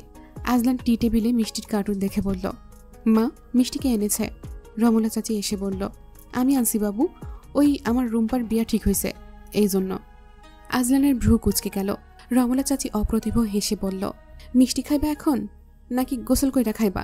আজলান কেসে বলল, ছেলে কি করে ভালো করে জেনে শুনে দিচ্ছে তো? রমলা চাচি ভরকে গেল, আবার রুম্পার বিয়ে ভেঙে দিবে না তো? আমতা আমতা করে বলল, ভালো পোলা, পাইপ ফিল্টারের কাজ করে, পয়সা কামায় ভালো। পয়সা তো এখন ভিক্ষুকেও কামায়। ছেলের আগা পিছা কোনো ভালো মন্দ রেকর্ড আছে কিনা দেখেছ? বিয়ে একবারই হয়। রমলা চাচি হেসে বলল, না না, ছেলে বড় ভালো, রুম্পারে পছন্দ করছে স্কুলে যাওয়ার সময়। ওর বয়স 18 হয়েছে? হয়েছে, 19-এ পড়ছে। বিয়াতে তুমি যাইবা না? যাব। ছেলে কি কি নিচ্ছে? তেমন কিছু না, 2 পদ ফার্নিচার আর 400 বইরাতি। আশেপাশে মাইয়াদের বিয়া দিতে আরও বেশি খরচা লাগে, এইখানে রুম্পার জামাই তেমন কিছুই নিতেছে না। টাকা পয়সা জোগাড় হয়েছে? হয়েছে লাখ 2 খানেক। আমার মামাতো ভাই ফুপাতো ভাইরাও দিতেছে সামর্থ্য অনুযায়ী, কোনো মতে হাতে হাতে তুলে দিতে পারলেই হইল। আজলান বলল, রুম্পার বাবা ভাই কেউ নাই, সেটা জেনেও এত দাবি করলো কেন? রমলা চাচি ভরকে গেল। আম্বিয়া বেগম এসে বলল, এই রমু, রুম্পার বিয়েতে কি চাস তুই? রমলা চাচি একটু জিরিয়ে বাঁচলেন, সাহস করে বললেন, একটা পালঙ্ক আর একটা ওয়াল শোকেস চাইছে ভাবি, ওয়াল শোকেসটা দিলেই হইব। আম্বিয়া বেগম বললেন, আচ্ছা ওটা আজলান দেবে। তোর বড়বাবুর কাছ থেকে কিছু চাস, দিবে? না না, বড়বাবু দোয়া কইরা দিলেই হইবে। আজলান বলল, ওদের আক্কেল দেখে আমার আক্কেল গুরুম অবস্থা। সচক্ষে দেখছে চাচি একা একটা মেয়ে মানুষ, তার উপর এত দাবি দেওয়া। আম্বিয়া বেগম ধমক দিয়ে বললেন, এর চাইতে আরও বেশি নাই, যা জানিস না তা নিয়ে কথা বলিস না। আজকাল যৌতুক ছাড়া বিয়ে হচ্ছে নাকি? সবাই তো তোর মতো আইন বোঝে না। ও যে চাইছে তা দিয়ে দে, মেয়েটা সুখে থাকলেই হলো। আজলান মাথা দুলিয়ে ঘরে যেতে যেতে ভাবল, একজন না আইন বানাতে পারে না ভঙ্গ করতে পারে, মানুষের কবে যে সুবুদ্ধি হবে। বাংলোয় 2টো শাড়ি পরে কাটিয়েছিল তিথি। সুটকেসটা তাদের বাড়িতে, সব কাপড় চোপড় সেখানে, পুরো ঘরে ডোরোর জিনিসপত্রে ভরা, অথচ তার কাপড় চোপড় খুঁজলে পাওয়া যাচ্ছে না। যেগুলো দামি শাড়ি সেগুলো আজলান শেখের কাবাডে, ওই কাবাডে বিয়ের পর থেকে হাত দেয়নি তিথি। আম্বিয়া বেগম এসে বললেন, তোর ভাইকে বল সুটকেসটা দিয়ে যেতে। তিথি বলল, না না, আমি গিয়ে নিয়ে আসবো, ওর এইচএসসি পরীক্ষা চলছে। তুই আবার কখন যাবি? এখন আর কোথাও যাস না? তিথি বলল, একেবারের জন্য যাচ্ছি না, আমার আর যাওয়ার জায়গা আছে। আম্বিয়া বেগম বললেন, আমি তোর ড্রাইভার কাকাকে বলবো, ও যাতে নিয়ে আসে, তোর মাকে বলে রাখিস। তিথি বলল, তুমি ভয় পাচ্ছ? আম্বিয়া বেগম বললেন, পাচ্ছি, কারণ ও যদি অন্য কিছু মনে করে। ছেলে তো আমার, তাই আমি বুঝি কোন সময় কোন কাজ করাটা ঠিক হবে না। তুই এখন বাপের বাড়ি উঠলে ও মনে করবে তুই ওর উপর জেদ দেখাচ্ছিস, আর অশান্তি ভাল লাগে না বউ। তিথি বলল, আচ্ছা কাকাকেই পাঠাও। আম্বিয়া বেগম খুশি হয়ে বললেন, আচ্ছা। তিথি ডোডোর হাত ধুয়ে দিল বেসিনের পানি ছেড়ে, মুখটা মুছে দিল, তারপর গালে ঠোঁট চেপে বলল, এবার ঘুম ডোডো, ঘুম ঘুম। ডোডো চোখ বন্ধ করল মিছামিছি। তিথি হেসে বলল, অভিনয়টা ভালো করে জানে পাজি ছেলে। ডোডো খিলখিলিয়ে হেসে উঠল। তিথি তার গালে গাল চেপে ধরে রেখে ঘর থেকে বেরিয়ে গেল। বাবা ছেলে অনেকক্ষণ ধরে কথা বলছে। আফতাব শেখ কথা বললেন কম, খোঁচা মারলেন বেশি। আম্বিয়া বেগম তামাশা দেখছিলেন দাঁড়িয়ে দাঁড়িয়ে। আজলান যদি বলে, আপনার মেয়ের বিয়ে নিয়ে কি ভাবছেন, তিনি উত্তর দেন, সে আমার মেয়ে কম, তোমার বোন বেশি। যাকে পছন্দ করেছে সে আমার পরিচিত কম, তোমার পরিচিত বেশি, তাই সব সিদ্ধান্ত তোমার, আমি শুধু পায়ের উপর পা তুলে দেখব। আজলান চুপ করে রইল ওনার এমন উত্তর শুনে। তারপর কিছুক্ষণ ভাবুক হয়ে রইল, পরে জিজ্ঞেস করল, ওর আগে পরে চাকরি হয়ে যাবে, আপাতত বউপালার মতো পয়সা কামাচ্ছে, সো দেরি করছেন কেন? মেয়েকে পাত্রস্থ করুন, আপনার পিছনে আমি আছি। কি বলেন? আমার পেছনে থেকে লাভ নেই, আমার সামনে থাকো, আমি বরঞ্চ তোমার পেছনে থাকি। আপনাকে পেছনে রাখলে বেয়াদবি হয়ে যায় না? আফতাব শেখ হো হো করে হেসে বললেন, তোমার সুবুদ্ধির উদয় হয়েছে দেখছি, আমি বড়ই সন্তুষ্ট। আজলান বলল, ওকে, তাহলে আমি উঠি, আপনি যাবতীয় ব্যবস্থা করে ফেলুন। মা, তুমি কি কোনো যৌতুক দিচ্ছ তোমার মেয়ে জামাইকে? আম্বিয়া বেগম চেয়ে রইল আজলানের দিকে। কোন কথা টেনে খোঁজা মারছে ছেলেটা দেখছ? পুরো বাপের মতো হয়েছে বজ্জাত ছেলে। আফতাব শেখ বললেন, যৌতুকে এই বাড়িটা লিখে দেবো ভাবছি। আজলান বলল, গুড ডিসিশন, জারিফকে জানিয়ে দিচ্ছি। সে আর যাই হোক, একটা চমৎকার মহৎপ্রাণ শ্বশুর পেতে চলেছে। আফতাব সাহেব হেসে উঠল উচ্চস্বরে। তিথি আর আয়জা পাশাপাশি দাঁড়িয়েছিল। তিথি আয়জাকে কুনোই দিয়ে গুদ্দা মেরে বলল, ফাইনালি। আয়জা চুপ করে দাঁড়িয়ে রইল। তিথিকে বলল, মন খারাপ কেন? আয়জা বলল, কত কিছু হয়ে গেল আমার জন্য। ঝড়টা ডোডো আর তোমার উপর দিয়ে গেল, ভাইয়ের উপর কত বড় বিপদ গেল। তিথি বলল, ওইসব কথা বাদ দাও, তোমার উপর আমার কোনো রাগ নেই, কারণ তুমি রাগ করতে জানো না ভাবি। তাহলে তো আরও ভালো, আমার দিক থেকে সব পরিষ্কার। এতদিন ভাইয়ার সেবা করেছ, মনে হয় না সে তোমার উপর রেগে আছে? ওটা বোন হিসেবে করেছি। ভাই অসুস্থ থাকলে কোনো বোন চুপ করে বসে থাকতে পারবে? কিন্তু এত কিছু হয়ে গেল সব আমার জন্য। তিথি বলল, তোমাকে একটা বুদ্ধি দিই, শোনো। আয়জা তার বুদ্ধি কান পেতে শুনল।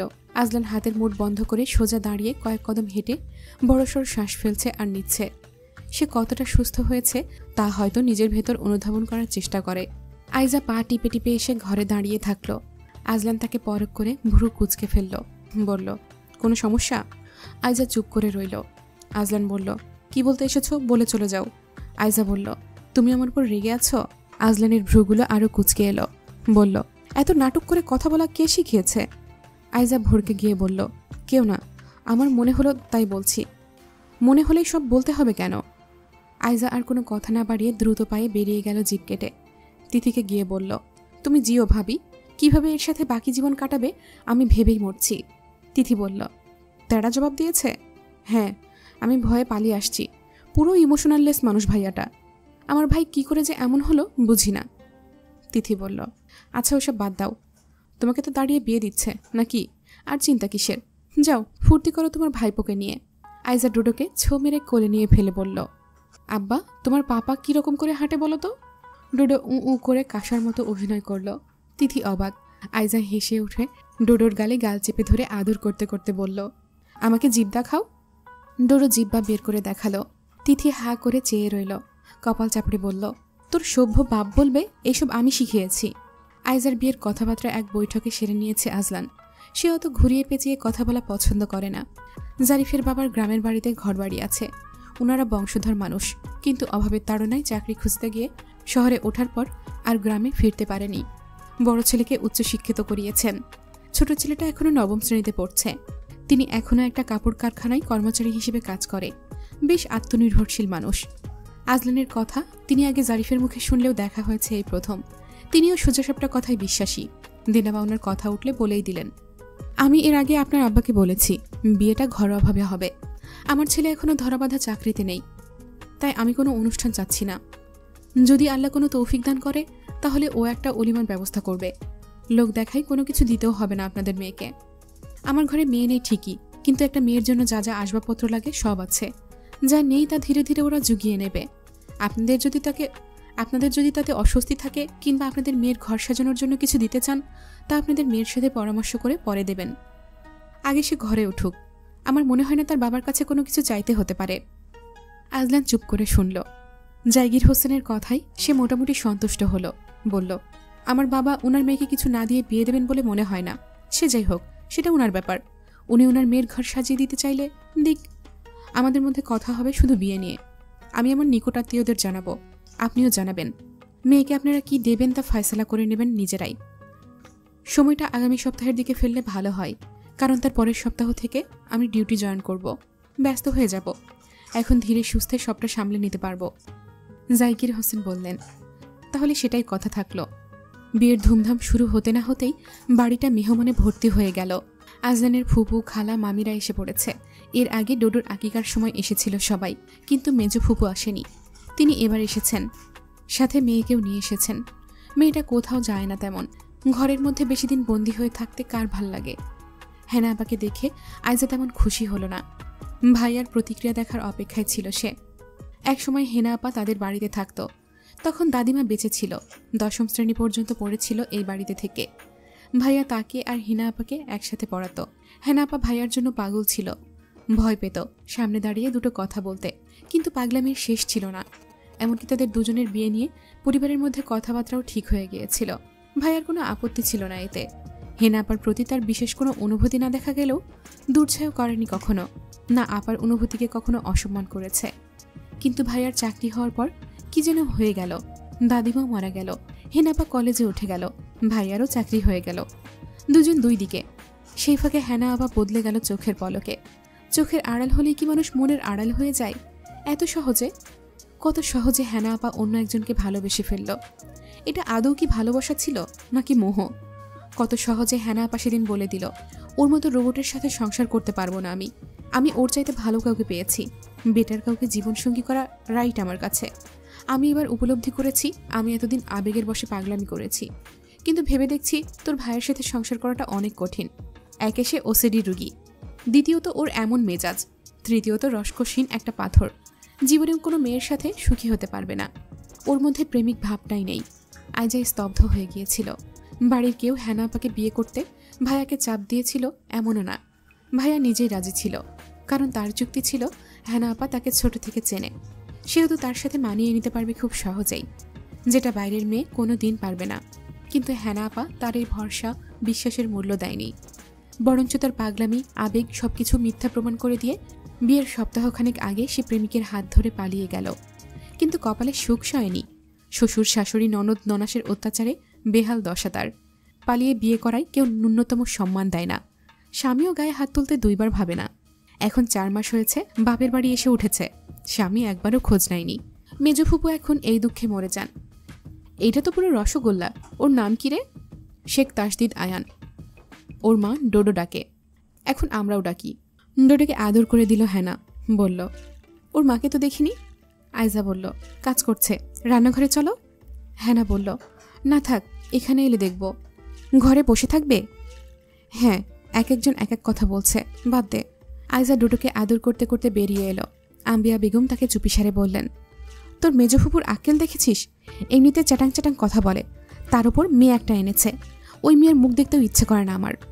আইজা বলল, আহা এসব বলো না তো, ভাবিকে সরিয়ে রাখো ফুপির সামনে থেকে। কখন কি বলে বসে দেখছি। তরতর করে হেঁটে রান্নাঘরে চলে গেল আম্বিয়া বেগম। তিথি মেহমানদারি করছে যেন সবাই তার ঘরের মানুষ। কেউ কেউ খোঁজা মেরে তার বাপের বাড়ির কথা জানতে চাইছে। কিছুদিন আগে বাড়ি ছেড়ে চলে গিয়েছিল, সেই কথাও জানতে চাইছে। আরও কত শত কথা। তিথি হাসি মুখে উত্তর দিয়ে যাচ্ছে। আম্বিয়া বেগমের গা জ্বালা করছে। বিরক্ত হয়ে নিজের বোনকে বললেন, এত কথা বলিস না তো, ওর বাচ্চাকে খাওয়ানোর সময়টুকু পাচ্ছে না সকাল থেকে। এই বউ, তুই যা, আমার নাতিটাকে খাইয়ে দিয়ে আয়। আইজার কোলে চেঁচাচ্ছিল। তিথি চায়ের কাপগুলো ধুয়ে বলল, আচ্ছা যাচ্ছি।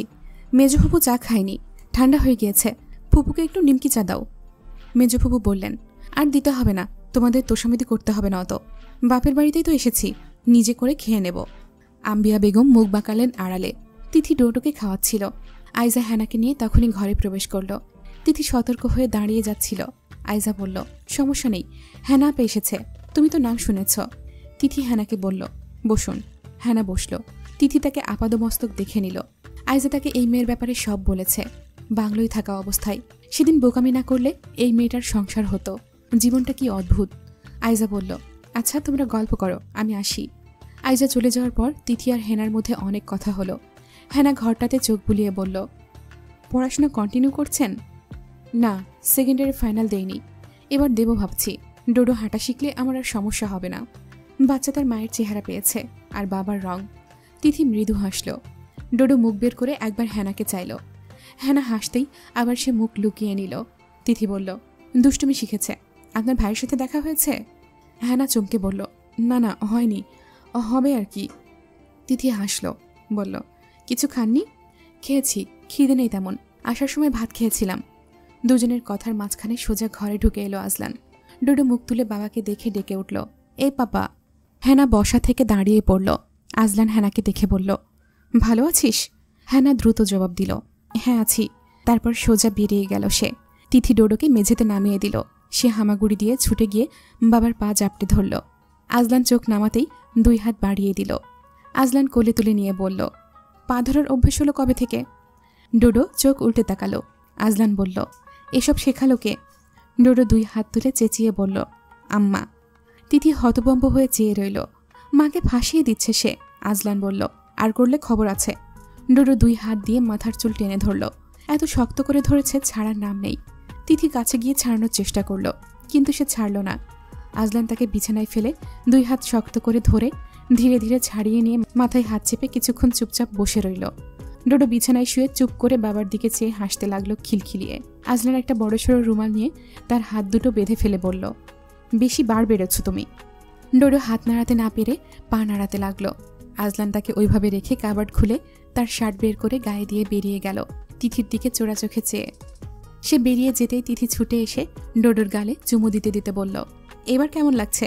ডোডো খুলে দিতে হাত বাড়িয়ে দিল। তিথি গিট খুলতে যেতেই আজলান ঘরে ঢুকে খ্যাক করে উঠে বলল, খবরদার বলছি। তিথি গিট খুলতেই থাকলো। আজলান চুপচাপ চেয়ে রইল কিছুক্ষণ। সত্যি সত্যি খুলছে দেখে খপ করে তার হাত ধরে ওড়না টেনে 2 হাত বেঁধে ফেলল। তিথি ধস্তাধস্তি করেনি বলে শক্ত করে বাঁধতে সুবিধা হয়েছে। তারপর বাইরে থেকে দরজা বন্ধ করে চলে গেল। তিথি ডোডোর কাছে গিয়ে বসল। হাতের মধ্যিখানে ডোডোকে নিয়ে শুয়ে পড়ে বলল, তোর জন্য আমাকেও শাস্তি পেতে হচ্ছে ডোডো। ডোডো অসহায় মুখ করে শুয়ে থাকলো। কিছুক্ষণ পর আয়জা এসে দেখল মা ছেলে দুজনেই ঘুম। সে নাকি সুরে কেঁদে বলল, আমার গায়ে হলুদের দিন মা ছেলে ঘুমাচ্ছে, এখন আমি। তখনই মা ছেলের হাত বাঁধা দেখে হা করে চেয়ে রইল সে। আজলান তার পেছন পেছন ঘরে ঢুকে বলল, ঘুম থেকে উঠে বাকি কাজ করবে। আয়জা চুপচাপ বেরিয়ে গেল। আজলান প্রথমে তিথির হাত খুলতে বসেছিল, ওড়নার গিট খুলতে গেল। আর তখনই ঘুম ঘুম চোখে তিথির মনে হলো যেন ডোডোকে কেউ একজন তার বুক থেকে ছিনিয়ে নিচ্ছে। সে খপ করে আজলানের কলার চেপে ধরে হ্যাঁচকা টান দিল। আজলান মুখ থুবড়ে পড়ল তার ওপর। দুজনের মাঝখানে ঘুমন্ত ডোডো চ্যাপটা হয়ে পড়ে রইল। সে ভ্যাঁ ভ্যাঁ কেঁদে উঠতেই দুজনের হুঁশ ফিরল। আজলানের নাকটা তিথির কান ছুঁয়ে উঠে গেল। ছাদে গায়ে হলুদের আয়োজন করা হয়েছে। আইজার কয়েকজন বান্ধবী এসেছে। তারা আর ফুপাতো মামাতো খালাতো ভাইরা মিলে স্টেজ সাজিয়ে ফেলেছে। আজলান জানে এরা এইসবে ওস্তাদ। সেখানে যদি কয়েকটা মেয়ে থাকে তাহলে তো কাজ আরও সহজ হয়ে যায়। কেক চলে এসেছে, পার্লারের মেয়েরাও চলে এসেছে। পার্লারের মেয়েদের এনেছে তিথি। আজলান শেখ তা শোনার পর আর কিছু বলার জন্য খুঁজে পায়নি। ডোডো এমনিতে অন্যদিন খেলনা নিয়ে বসিয়ে দিলে খেলে, আজ মায়ের কোল ছাড়তেই কান্না। তিথি গালে 2টো চড় বসিয়ে দিয়ে বলল, সারাক্ষণ ম্যামে করা ছাড়া আর কিছুই পারিস না। ডোডো চড় খেয়ে এমন জোরে কাঁদা শুরু করেছে, বিরিয়ানির ডেকচি পাকাতে থাকা বাবুর্চির সাথে কথা বলতে থাকা আজলান শেখ পর্যন্ত থমকে গেল। আবার হলোটা কি? আম্বিয়া বেগম ডোডোকে কোলে নিয়ে ফেলে তিথিকে বলল, আমি ওর বাপকে দিয়ে আসি। দাও, সারাক্ষণ হাওয়া খেয়ে বেড়ানো ছাড়া আর করছেটা কি? সব আমার উপর দিয়ে যাচ্ছে। সেখানে এসেছে ম্যামা করতে, এক চড় দেব। ডোডো ঠোঁট টেনে ফুপিয়ে ফুপিয়ে কাঁদতে লাগলো। তিথি উপহাস করতেই সে আরও জোরে কাঁদতে লাগলো। আজলান এসে বলল, কি হয়েছে, সমস্যা কি? ওকে এভাবে কাঁদাচ্ছ কেন? তিথি মুখ ফিরিয়ে নিল। আম্বিয়া বেগম বললেন, ওর মাকে জ্বালাচ্ছে, ওকে একটু রাখ। আর কারো কোলেই যাচ্ছে না। কতজন নিতে চাইল, তোর ছেলে কারো কোলে যাবে না। আজলান হাত বাড়িয়ে ডোডোকে কোলে নিল। ডোডোর কান্না তারপরও থামে না। মা তাকে বকেছে, তাই মাকে আদর করে দিতে হবে, তার আগে কান্না থামবে না। আজলান তাকে শান্ত করানোর জন্য হাতের ঘড়িটা খুলে দিল। ডোডো সেটা দেখে কান্না থামিয়ে হাতে নিল। তার পরপরই ঘড়িটা ভারী হওয়ায় টুপ করে ফেলে দিল নিচে। আম্বিয়া বেগম আটকে উঠলেন। ডোডোর চেঁচিয়ে কেঁদে উঠল পুনরায়। আজলান হতভম্ব, এ ছেলে কি শুরু করেছে? তিথি আর না পারতে ডোডোকে কোলে নিয়ে হনহনিয়ে যেতে যেতে বলল, বাপের মতো হয়েছে। আজলানের ভ্রুযুগল দ্বিগুণ কুঁচকে গেল। আম্বিয়া বেগম তা দেখে বললেন, হয়েছে, আর ওদিকে অমন করে তাকিয়ে থাকতে হবে না। ভুল কিছু বলেনি। যেতে যেতে শেষের কথাটুকু একটু আস্তেই বললেন উনি। আজলান যদিও শুনেছে, কিন্তু প্রতিক্রিয়া দেখানোর ফুরসত পায়নি। আজলান ঘড়িটা তুলে দেখল কাঁচ ভেঙে গিয়েছে। চকারন্ত শব্দ করল সে মুখ দিয়ে। আফতাব শেখ এসে বললেন, বিরিয়ানি মনে হচ্ছে ভীষণ ঝাল হবে। আজলান অতিষ্ঠ এই মানুষটার জ্বালাই।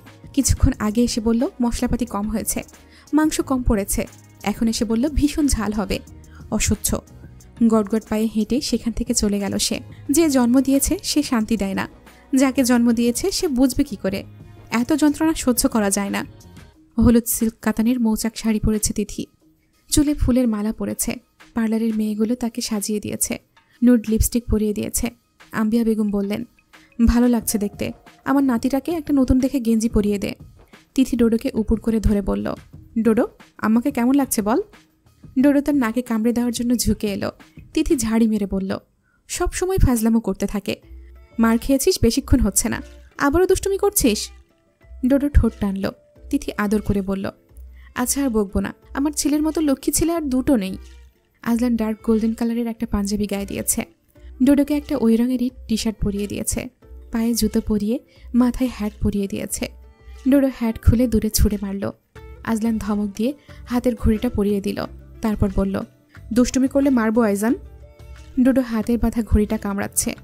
আজলান চিরুনিতে পারফিউম স্প্রে করে চুল আঁচড়ালো। হাতে ঘড়ি পড়তে পড়তে ডোডোর কাছে এসে দেখল ঘড়িটার মধ্যে অন্য হাতটাও ঢুকিয়ে বসে আছে সে। রাবারের ঘড়ি হওয়াতে হাত ঢোকাতে সহজ হয়েছে। আজলান কোমরে হাত দিয়ে ওর দিকে চেয়ে রইল। ডোডো তার দিকে চোখ তুলে চেয়ে রইল। তিথি দরজার পাশে দাঁড়িয়ে দেখল তাদের বাপ ছেলের কাণ্ড। এমনভাবে বাবার দিকে তাকিয়ে আছে, মায়ানা লেগে যাবে কোথায়। আজলান কোলে তুলে বলল, এত জ্বালালে আমি কোথায় যাব? ডোডো তিথিকে দেখে ফেলেছে, আম্মা বলে চিৎকার দিল তক্ষুনি। আজলান ঘাড় ফিরিয়ে দেখল তিথি মুখ পাশ করে দাঁড়িয়েছে। আজলান ঘর থেকে বের হতেই সে ঘরে ঢুকল। খাওয়া দাওয়ার পর্ব চুকে গিয়েছে। আজলান যত কেজি চাউল তত কেজি মাংস দিয়ে বিরিয়ানি করেছে। সবাই খেয়ে বেশ প্রশংসা করছে। আফতাব বুক ফুলিয়ে সবাইকে বলে বেড়াচ্ছে, আমার ছেলে কাঁচা কাজ করে না, ও চেয়েছে এমনই হোক। আজলান ভাবল, এই কেমন পোল্টিবাজ লোক তার বাবা। খাওয়া দাওয়ার ঝামেলা চুকে যাওয়ার পর স্টেজে কেক কাটতে উঠেছে অবিবাহিত মেয়েগুলো। গান বাজনা করছে সবাই মিলে। আজলানের এসব পছন্দ নয়, কিন্তু পোলাপানগুলোকে বারণ করতে যেতেই আম্বিয়া বেগম বাধা দিয়ে বললেন, ওরা বিয়ে বাড়িতে ঘুমানোর জন্য আসেনি, আনন্দ করতে এসছে, খবরদার কিছু বলবি না। আজলান পেছনে হাত গুজে আয়জাকে দেখতে লাগলো। সাজানোর পর তাকে আর চেনা যাচ্ছে না। যদিও শ্বাসটা কুৎসিত হয়েছে বললে বাড়িয়ে বলা হবে, কিন্তু নিজের চেহারা বোঝা না গেলে সেজে লাভ কি? আতিফাকে একদম চেনা যাচ্ছে না। তার উপর খেপে গেলে আতিফা বলল, ভাবির চেহারা তো পাল্টায়নি, আমাদের চেহারা ওইরকম চেঞ্জ কেন? সবার ফেস কাটিং তো একরকম না। আজলান বলল, তোর বর তোকে চিনতে পারছে? এতক্ষণ ধরে এইসব সাজছিস সবাই মিলে? আতিফা গাল ফুলিয়ে দাঁড়িয়ে রইল। আম্বিয়া বেগম সবটা শুনে বললেন, তুই তোর বউয়ের পাশে গিয়ে বসে থাকতো, ওদের দেখছিস না তুই? আজলান বলল, তোমাদের সাথে কথা বলে কোনো লাভ নেই। তিথি পার্লারের মেয়েদের দিয়ে হ্যানাকেও সাজিয়েছে। সে লজ্জায় বের হচ্ছে না ঘর থেকে। সবাই এক এক রকম কথা বলছে। তিথি তাকে টেনে নিয়ে এলো, বলল, লজ্জা পেলে সবাই আরও লজ্জা দেবে, ওইসব বাদ দেন তো।